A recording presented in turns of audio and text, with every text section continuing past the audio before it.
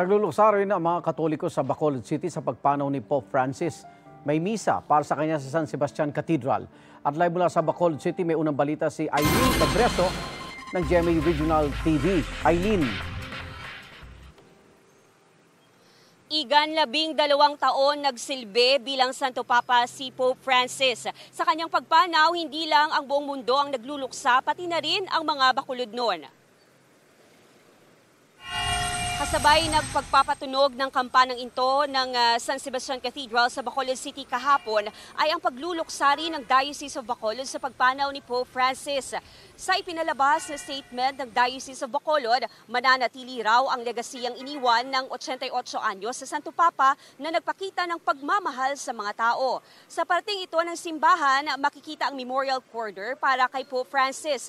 May litrato niya at mga bulaklak kung saan maaaring magsindi ng kandila at mag-alay ng panalangin ang mga mananampalataya. May mga maagang nagtungo sa simbahan para mag-alay ng dasal, gaya ni Mario at Margie. Ano gid ma'am nang dako gid kayo na ano nga mag-influence ako sa iya nang nag-ano sa nang ano pagtuo sa pag ano yabla ma'am sa pag ano yan ginang pagkuan yabla sa bisyap.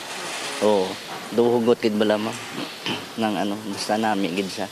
Labi na gid pasalamat sa iya bulig man sa ni agi sa iya ka maglinong man siya sa pihak kinabuhi ka kung matubang man si Ginoong Hesus.